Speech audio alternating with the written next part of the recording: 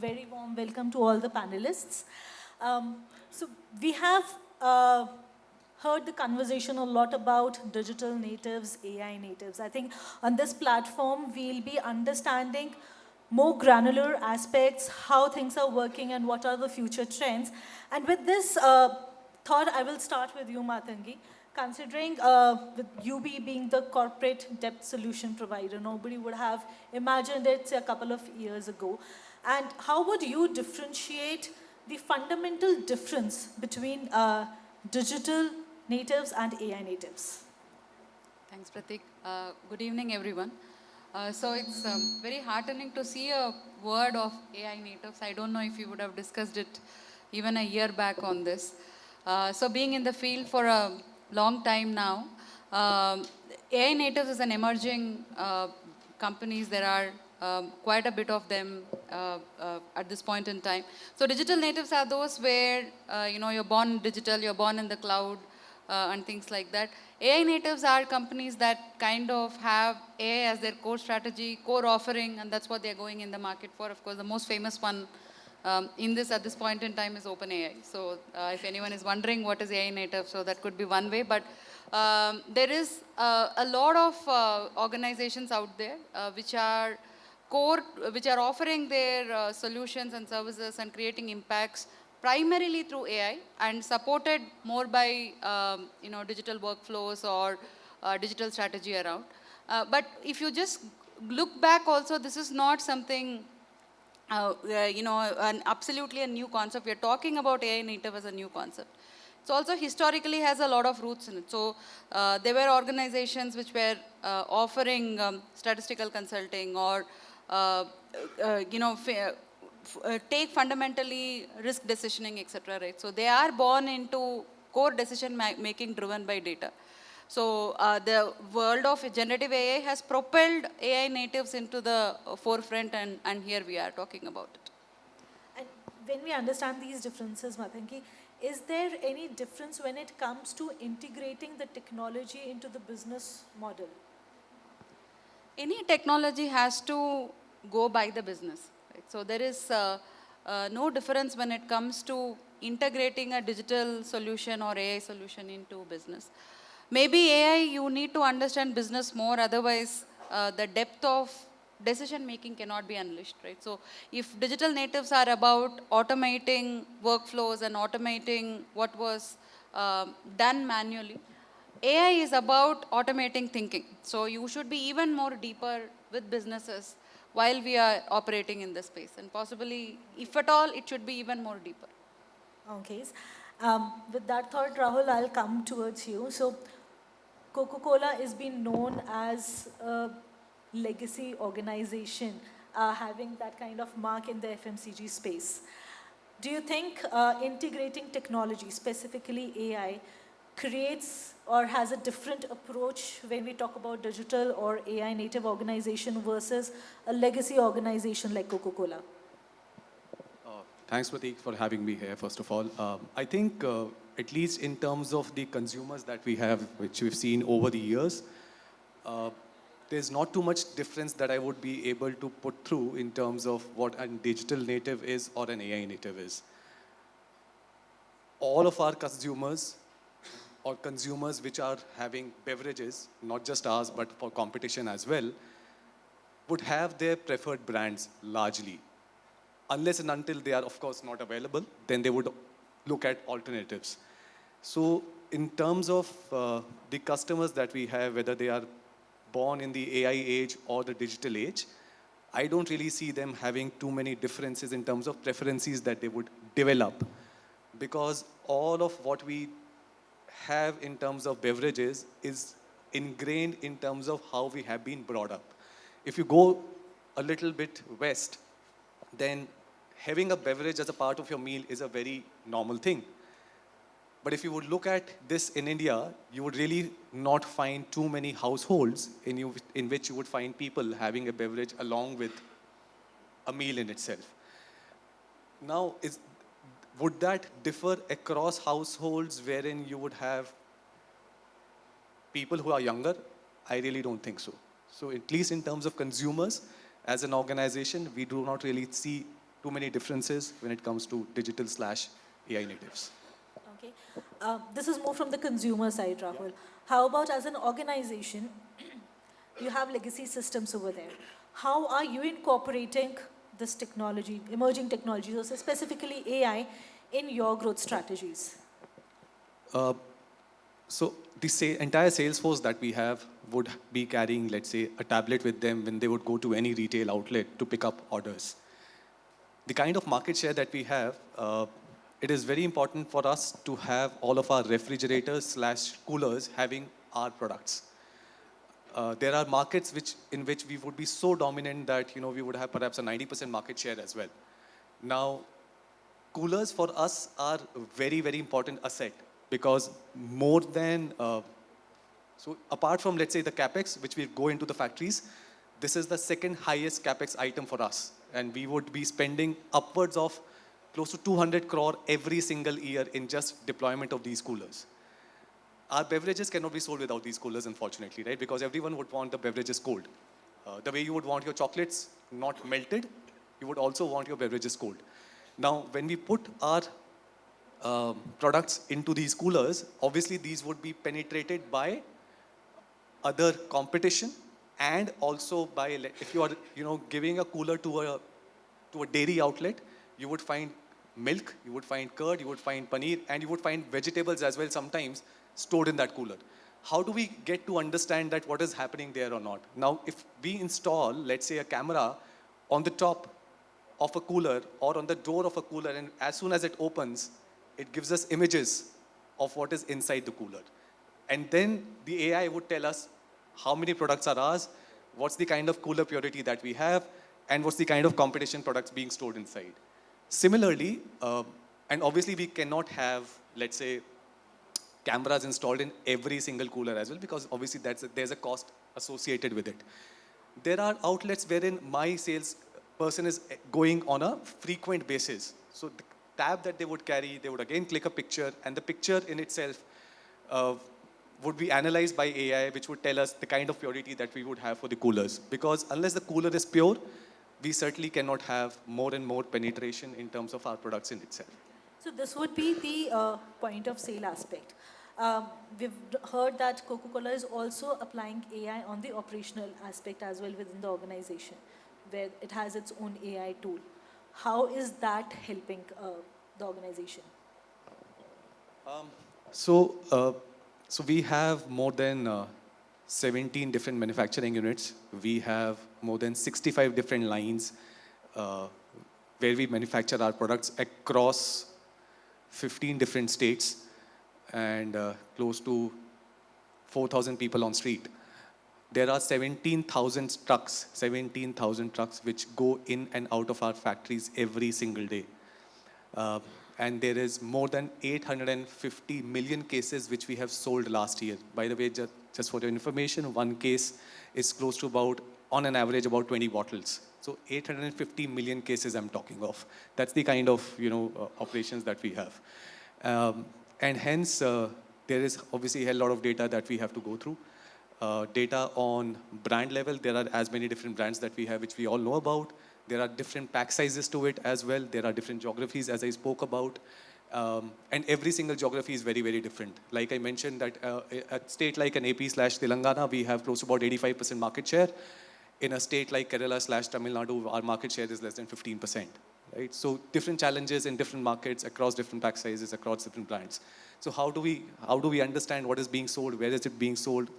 How do we do our horizontal expansion? We still are serving only about 60% of the retail outlets in the country. So how do we get to move that needle from 60 to 62 this year and maybe the 64 next year itself? So that in itself would be a very big challenge for us in terms of understanding what is selling, where is it selling, why is it selling, and what is not selling, and why is it not selling.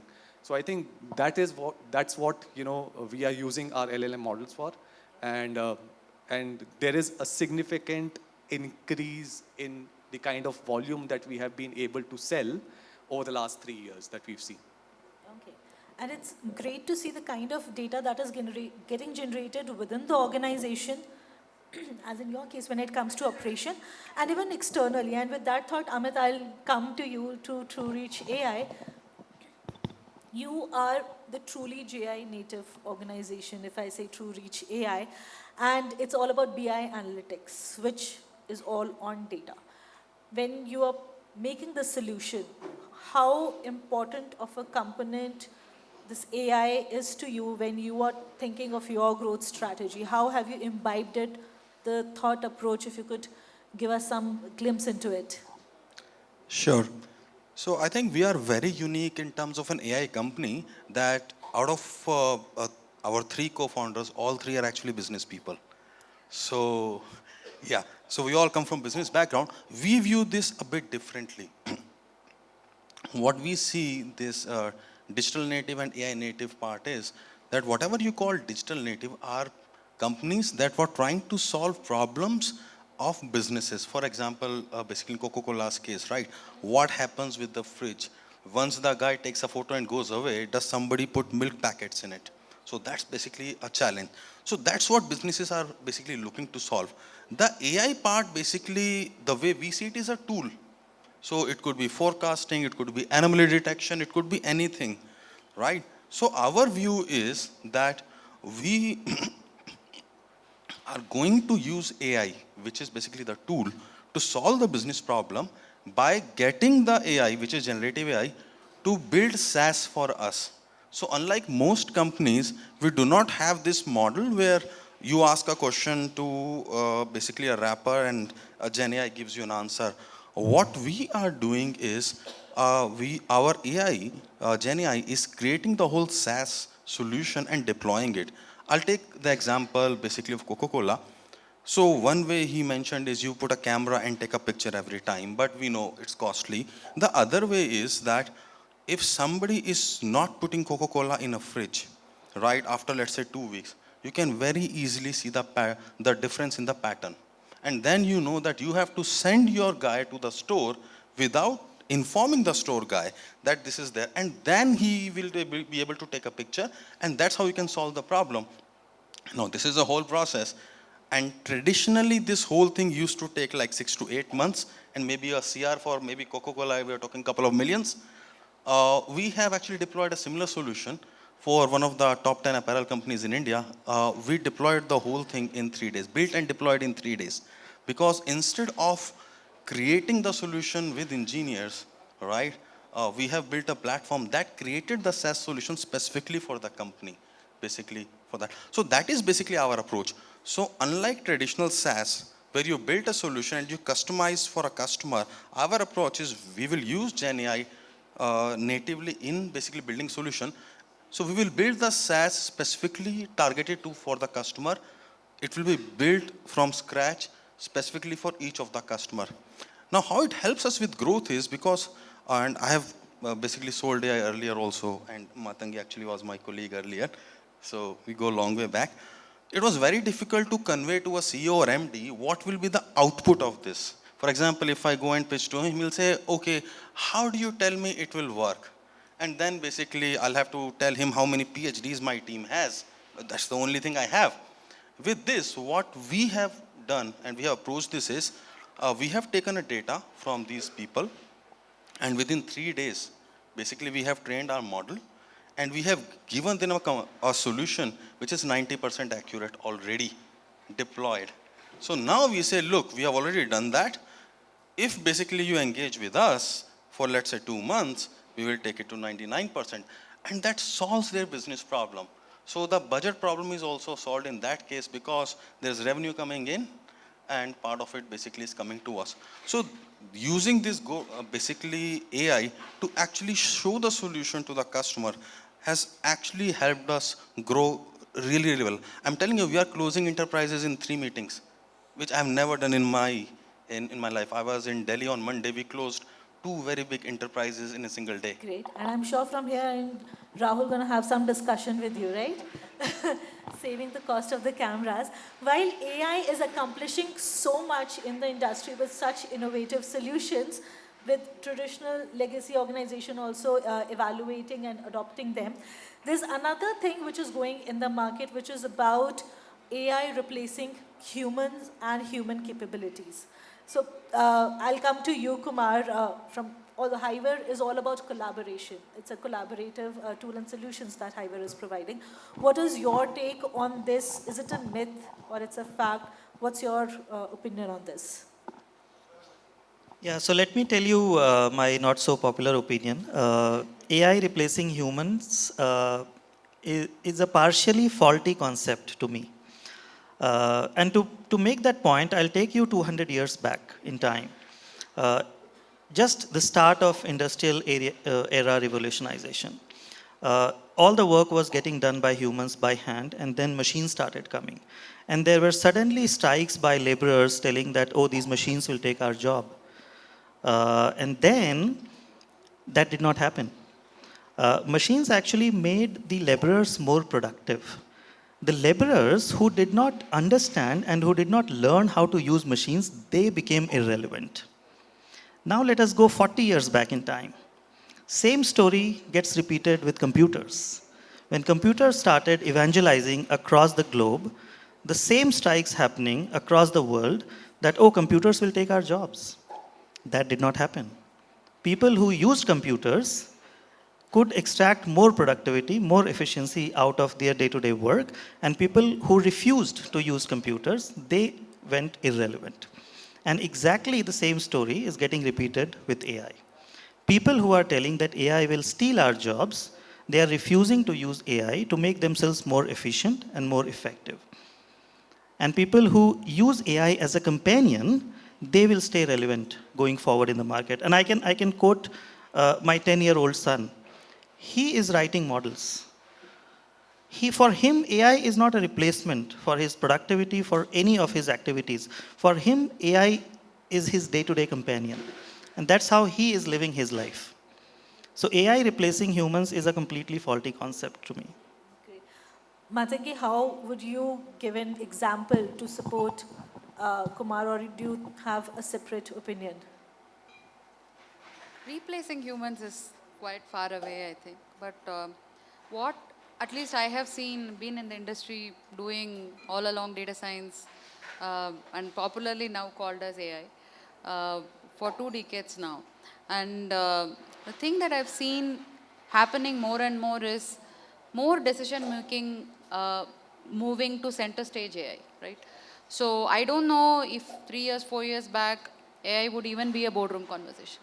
But today, and even if founders would have pitched or chief data officer would have pitched about AI, it wouldn't have got so much of traction. But today it is the reverse, right? It is the board asking the founders on what have you done on AI. So this is a significant shift that has come. The reason I'm quoting that example is there is a very perceptible shift to move to decision making using AI. Right? So earlier, large amount of decisions, being marketing or risk or any area or logistics, anything you take, there will be an expert in the field who would say, okay, this is what I want to do, and maybe use data to just support that decision making. But there are a lot of processes today where AI makes the decision, maybe governed by humans, but that is where the shift is coming in. Now, will that replace everyone? May not be. But it is definitely replacing a certain way of thinking. It is making, if I can use the word democratic, it is making decision making more democratic. And that is the change that is having. And of course, with any technology and with any change, those who survive and those who excel are those who know how to use it. Always you are left behind when you go either against the technology or you stay away from it, then that happens with any change, right? That's going to happen, and that's happening today with AI. And upskilling is the only way forward to stay relevant with the relevant dynamics. I'll just add one point to what Matangi said and what I was telling earlier, and just to make the point even stronger.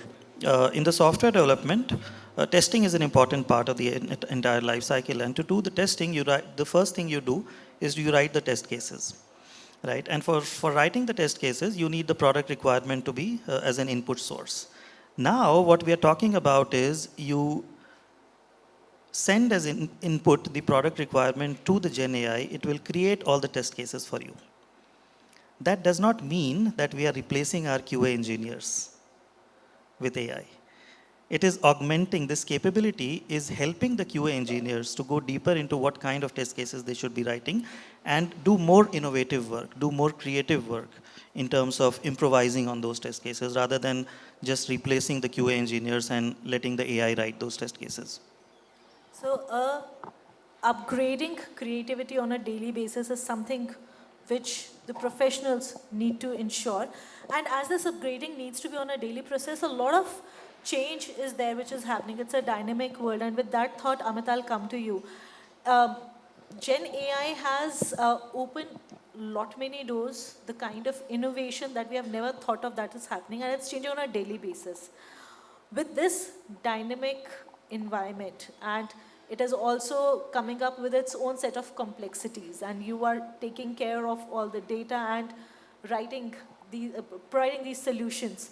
How do you ensure that your team is abreast with all these changes which are happening on a daily basis, and what challenges have you faced, and what's your approach to the challenges? Before that, let me just add to the point. I think the most stark use case in this case will be graphic designers. I mean, we all worked with them. Earlier, somebody who knew Adobe as a tool has worked for 5-6 years, considered a great graphic designer. He may not have an eye for the design.